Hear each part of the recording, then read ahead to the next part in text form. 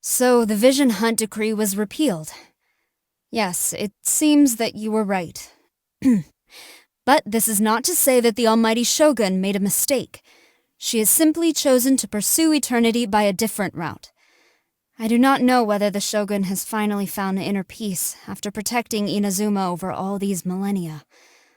All I know is that however perilous the road ahead may become, I will follow her, as I have always done. When I confiscated people's visions, I trampled on their ambitions. Now that the Vision Hunt decree has been repealed, I must atone for my actions. I am led to believe that you can hear those ambitions, the ones echoing within the visions embedded on the statue of the omnipresent God. I'd like you to tell me more about them. Also, your own ambitions. I would like to hear about those as well. Only if the gods cast their gaze upon you will you receive a vision.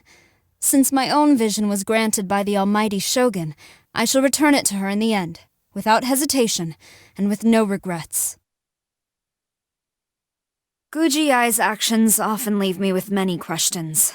Nevertheless, the fact that she is the head shrine maiden of the Grand Narukami Shrine clearly shows the level of trust and approval that the Shogun places in her, and for this reason, I also greatly respect her. But if there ever comes a day when she disobeys the Shogun's will, then please accept my apologies in advance. In the Kujou household, normally the only sound to be heard is that of soldiers training in the dojo. But in the Kamisato household, there's the sound of music, dance, bickering, and laughter. I have heard that Miss Kamisato is skilled in the game of Go, and have always hoped for an occasion to pay her a visit. But I also worry that someone of a serious demeanor like myself may not quite fit in there. She is more proficient as a military strategist than a priestess.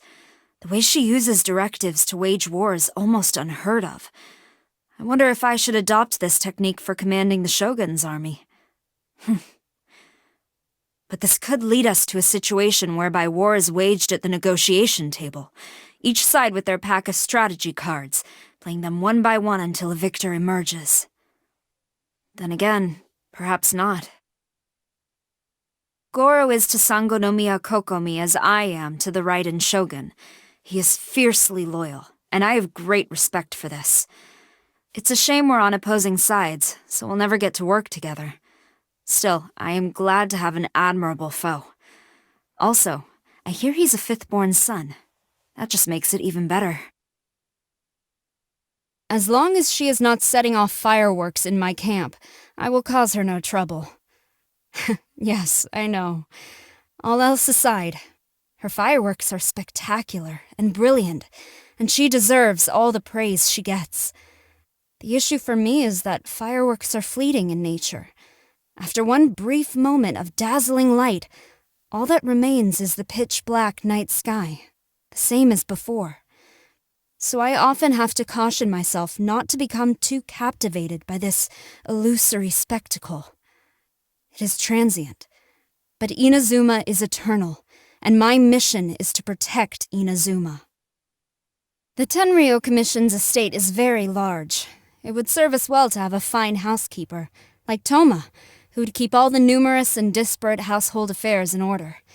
If he ever tires of working for the Kamisato clan, I would very much like for him to come to us, though I doubt that day will ever come.